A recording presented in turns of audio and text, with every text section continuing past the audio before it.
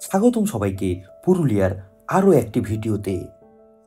পুরুলিয়া ভ্রমণের আজকের দিনটি ছিল সব থেকে ব্যস্ততম দিন। যেন কোনো দমকা হাওয়া আমাদের তাড়িয়ে নিয়ে বেরিয়েছে পুরুলিয়ার আনাচে কানাচে। আর একে একে ভ্রমণ করেছি 10টি গন্তব্য।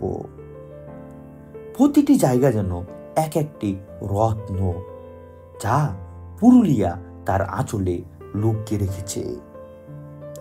কখনো পাথুরে পথ ধরে পাহাড়ের চূড়ায় উঠেছি, তো কখনো ঝর্ণার শীতল জলে পা ভিজিয়েছি, আবার কখনো হারিয়ে গেছি সূর্যাস্তে।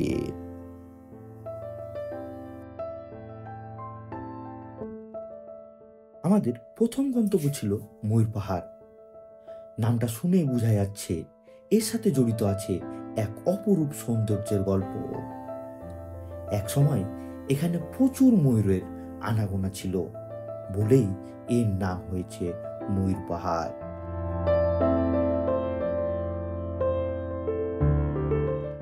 যদিও এখন ময়ূরের দেখা পাওয়া ভাগ্যের ব্যাপার, আবার এখানকার লোকেদের মুখে শুনলাম এই রকটা ময়ূরের লেজের মতো দেখতে, তাই এর নাম ময়ূর পাহাড়।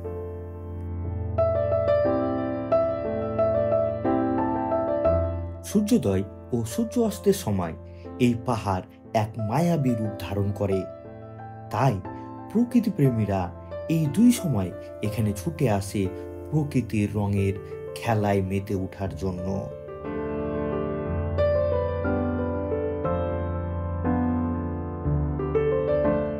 ময়ূর পাহাড়ের সবুজ শোভা পিছনে ফেলে আবারও শুরু করলাম পথ চলা। পরবর্তী গন্তব্য মার্বেল লেক। আজকের ভ্রমণে সব থেকে ভালো লেগেছে এখানকার রাস্তা পথ, বেশ পরিপাটিভাবে গোছানো। পথ এগোতে এগোতে চোখে পড়বে বিস্তীর্ণ শালপিয়ালি আর মহুয়ার বন।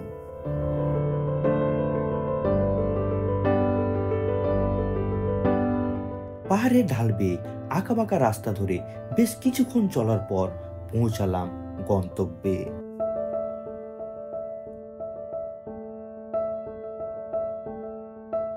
গাড়ি পার্কিং করেই শাল পাতা মোড়া রাস্তা ধরে কিছুটা হেঁটে পৌঁছালাম মার্বেল লেকের কোলে।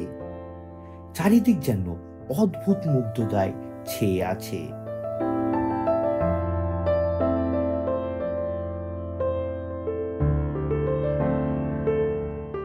এই মুগ্ধতা যেন কাটতেই চাই না, তাই শুরু হলো ক্যামেরা বন্দি করার পালা।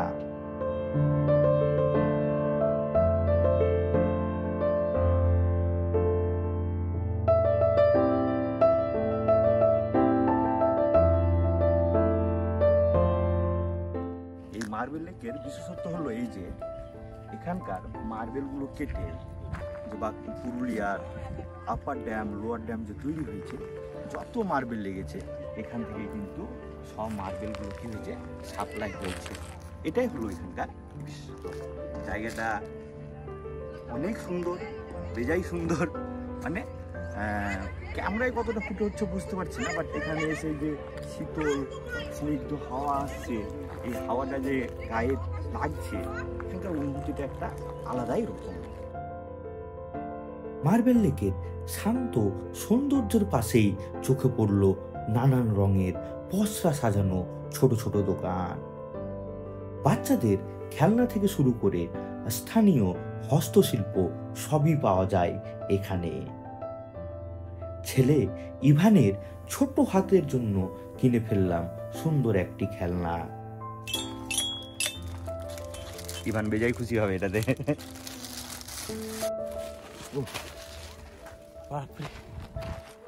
উপর থেকে একটু দেখবো মার্বেল লেকটা কেমন লাগে। অনেকটা কষ্টকর।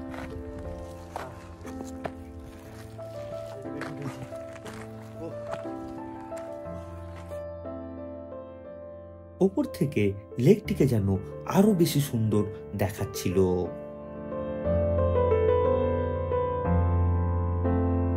আবারও সেই মনোরম পথ ধরে আমাদের যাত্রা শুরু হলো। পরবর্তী গন্তব্য বামনী ঝর্ণা বা বামনী ফলসের দিকে।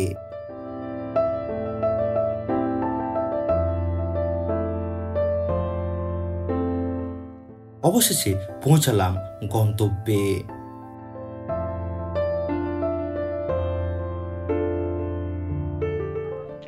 শুনেছি পুরুলিয়ার সব থেকে সুন্দর জায়গা হচ্ছে বামুনি ফলস।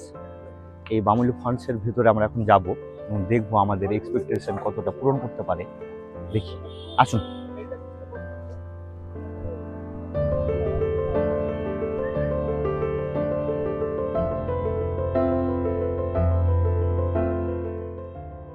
ঝর্ণার মূলধারা পর্যন্ত পৌঁছতে গেলে হাঁটতে হবে বেশ কিছুটা পথ, আর সেই পথ একেবারেই সহজ নয়।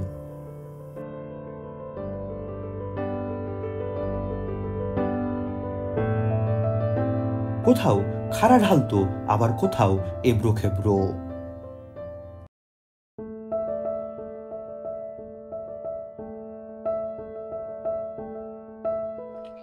নেমে তো যাচ্ছি, এত খাড়া পাহাড়, খাড়া রাস্তা, উঠবো কি করে তখন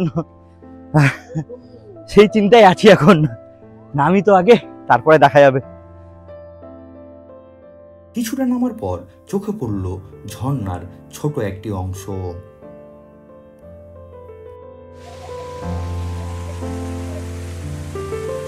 হ্যাঁ,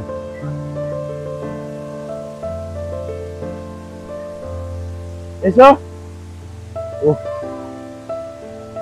অসাধারণ এক কথায়।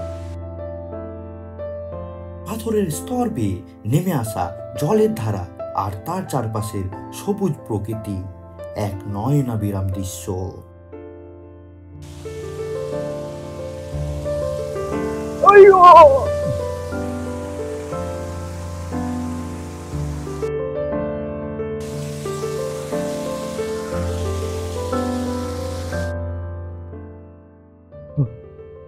আমরা বেশ কিছুটা নেমেছি, তারপর হাঁপিয়ে গেছি। যে পথ দেখলেন কিরকম দুর্গম পথ, তো আমরা হেঁটে হেঁটে ওর পাদদেশ পর্যন্ত যাব। দেখি কতক্ষণে পৌঁছাই আমরা।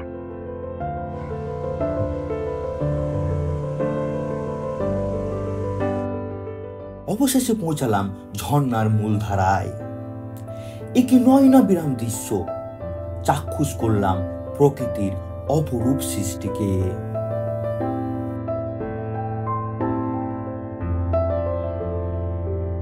এটি ছবির থেকে বাস্তবে অনেক সুন্দর।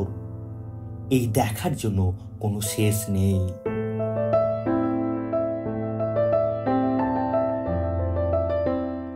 এক মুহূর্তের মধ্যেই যেন সমস্ত ক্লান্তি দূর হয়ে গেল।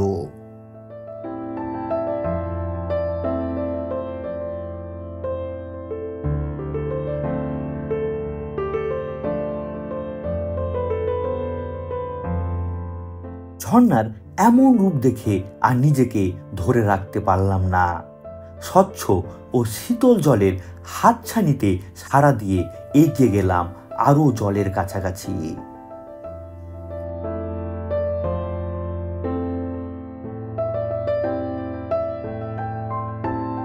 কি নির্মল, কি শান্ত!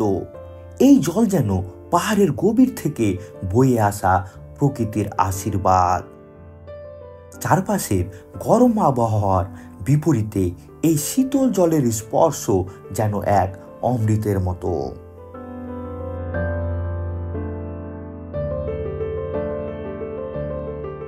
কিছুক্ষণ জলের ধারে দাঁড়িয়ে সেই ঠান্ডা অনুভূতি উপভোগ করলাম।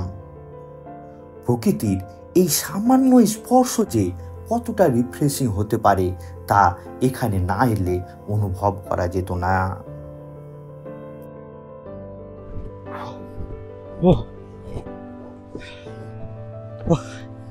আমরা বামনী ফলস দেখে উপরে উঠছি এখন।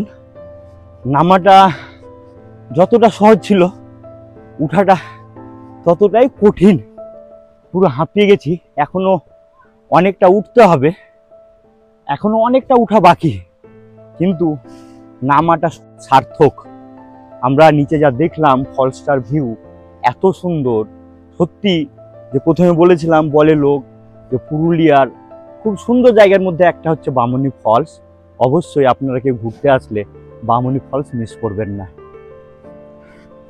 এখন আস্তে আস্তে উপরে উঠছি, অনেকটাই উঠতে হবে।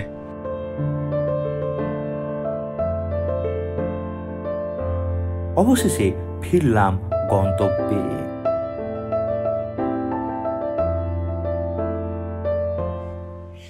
পুরুলিয়া আসবো, পুরুলিয়ার সংস্কৃতি এবং গান শুনবো না তা হয়? আমরা কাকুর কাছ থেকে কিছু পুরুলিয়া সংস্কৃতি কিছু গান শুনবো, ঠিক আছে? কাকুর নাম কি? জয়রাম হেমব্রম। কাকুর নাম জয়রাম হেমব্রম। কাকুর কাছ থেকে গান শুনবো একটু আমরা, ঠিক আছে? বাজান কাকু, দেখি।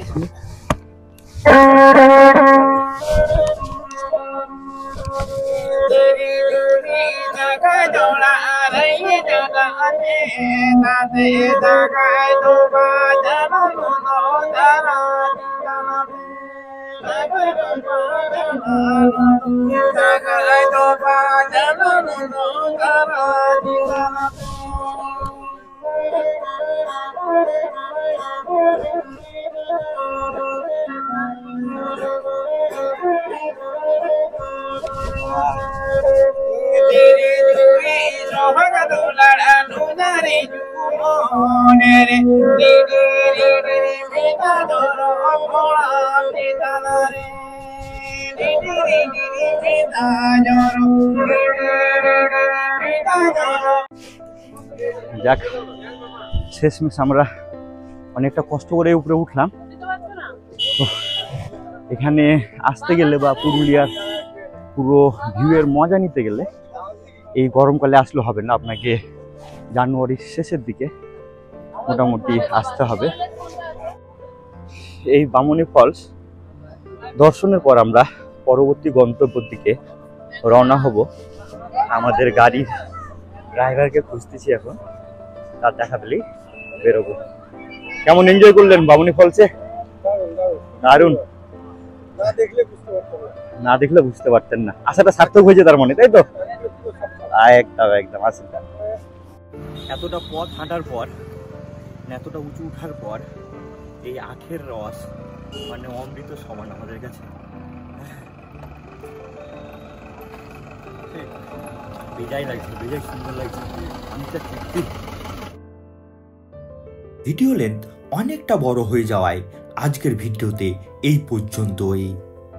বাকি স্পটগুলি পরের ভিডিওতে দেখাবো এবং পুরুলিয়ার আরও অজানা সৌন্দর্য আপনাদের সামনে তুলে ধরব। ভালো লাগলে অবশ্যই লাইক, শেয়ার ও সাবস্ক্রাইব করে যাবেন।